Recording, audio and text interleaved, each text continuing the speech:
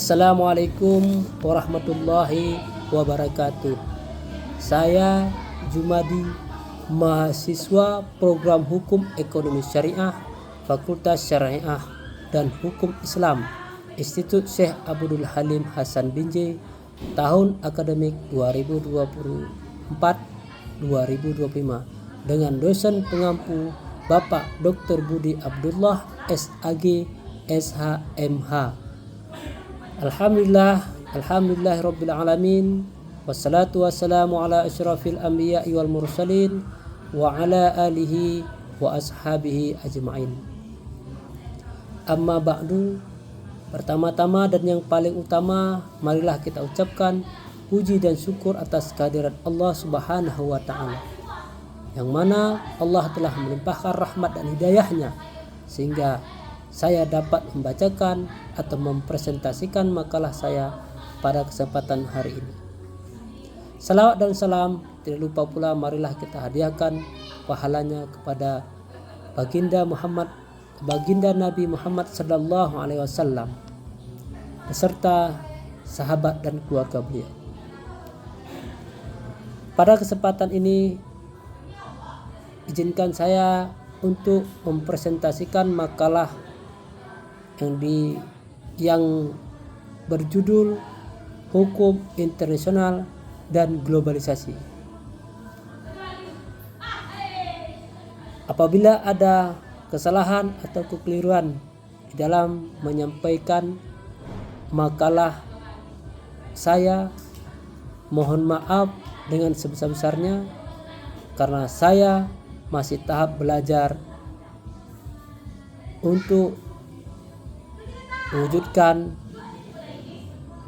hukum yang lebih baik, atau untuk menjadikan saya lebih baik atau lebih bisa memahami tentang hukum internasional dan globalisasi.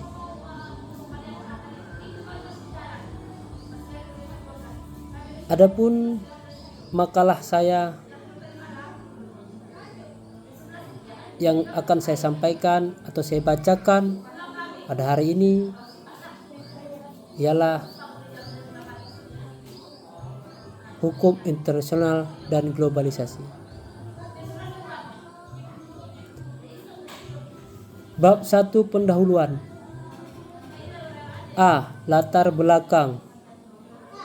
Untuk mengetahui adanya hukum internasional, maka terlebih dahulu harus ditujukan adanya suatu masyarakat internasional sebagai landasan sosiologis.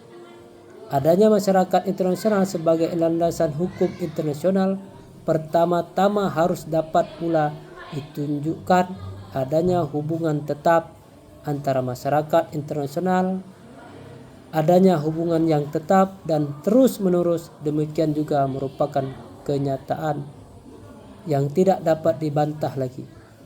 Hubungan demikian timbul akibat adanya kebutuhan yang disebabkan antara lain oleh pembagian kekayaan alam dan perkembangan industri yang tidak merata di dunia.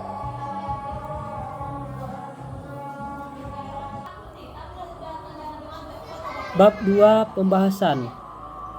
A. Pengertian dan karakteristik hukum internasional. Hukum internasional dan hukum nasional memiliki hubungan yang komplementer, di mana hukum internasional menyatukan hubungan antara negara, sedangkan hukum nasional mengatur hubungan antar warga negara.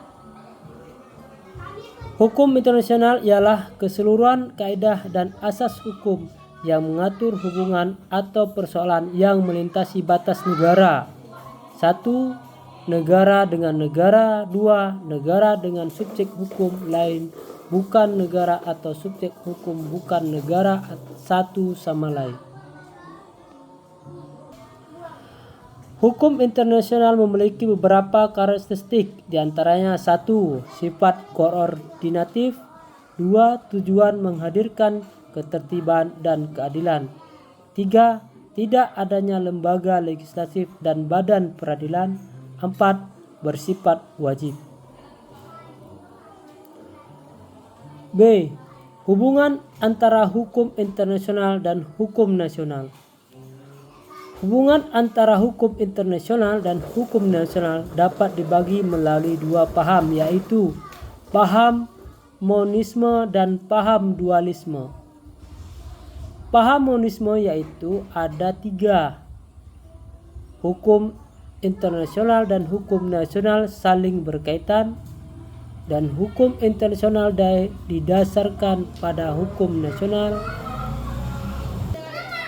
Hukum nasional tunduk dan harus sesuai dengan hukum internasional.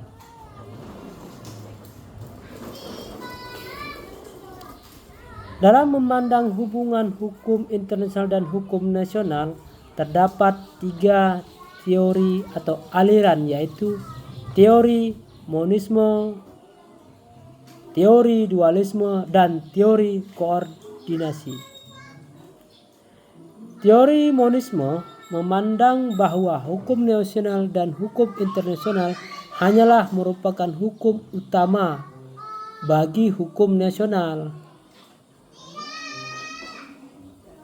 Sedangkan teori dualisme memandang bahwa hukum internasional memiliki status lebih rendah dibanding hukum nasional. Teori koordinasi memandang apabila hukum internasional dan hukum nasional memiliki lapangan berbeda dan memiliki keutamaan di lapangannya masing-masing.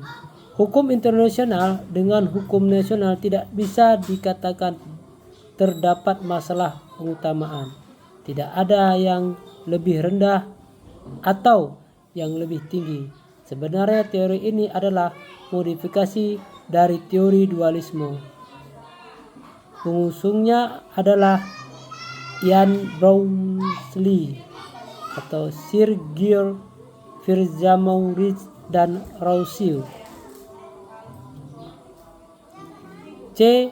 Dampak globalisasi terhadap perkembangan hukum internasional. Dampak globalisasi terhadap perkembangan hukum internasional lainnya yaitu terkikisnya peran negara dalam pembentukan hukum nasional, munculnya pluralisme hukum dalam bidang tradisional, memudaharnya batas negara atau borderless, munculnya tantangan baru bagi hukum internasional seperti ancaman penyakit menular baru. D. Kasus-kasus hukum internasional yang melibatkan Indonesia, yaitu 1. Kasus Pulau Simpadan dan Ligitan. 2. Kasus Indah Kiat. 3. Kasus Monsanto. 4. Kasus Indah Kiat 1. Sengketa internasional lainnya yang pernah terjadi di dunia diantaranya sengketa wilayah, sengketa perdagangan, sengketa ideologi, sengketa lingkungan, sengketa kemanusiaan, sengketa perbatasan, sengketa maritim, dan sengketa etnis.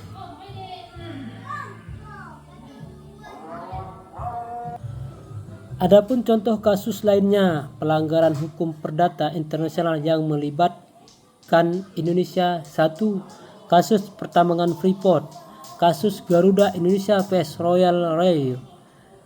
3. Kasus PT Jam Sostek vs perusahaan asuransi asing. 4. Kasus lahan perkebunan Indonesia. 5. Kasus Chevron vs Lembaga Lingkungan Ekuador. 6. Kasus Philip Morris vs Uruguay. 7. Kasus Samsung vs Apple. 8. Kasus Yukos vs Rusia. Bab 3 penutup. Kesimpulan, hubungan budaya internasional dengan hukum internasional adalah masyarakat sebagai fungsi sosiologis sebagai landasan hukum internasional. Dengan adanya hubungan yang tetap dan terus-menerus yang timbul akibat adanya kebutuhan, maka sangat pentinglah adanya hukum yang mengatur persoalan tersebut. Hukum internasional publik berbeda dengan hukum internasional perdata. Adapun perbedaannya terletak dalam sifat hukum hubungan atau persoalan yang diaturnya. Cara membedakan demikian lebih tepat daripada membedakan berdasarkan pelaku atau subjek hukumnya. Dengan mengatakan bahwa hukum internasional publik hubungan antara negara-negara, sedangkan hukum perdata internasional antara orang dan perseorangan. Dampak globalisasi terhadap perkembangan hukum internasional lainnya: 1. Terkikisnya peran negara dan pembentukan hukum nasional, munculnya pluralisme hukum dan dalam bidang transnasional, memudarnya batas negara, munculnya tantangan baru bagi hukum internasional seperti ancaman penyakit menular baru. Demikianlah presentasi makalah saya pada hari ini. Semoga Bapak dosen pengampu Bapak Dr. Budi Abdullah SAG SH MH dapat menerima makalah yang saya bacakan. Demikian saya akhiri. Wabillahi taufiq wal hidayah. Wassalamualaikum warahmatullahi wabarakatuh.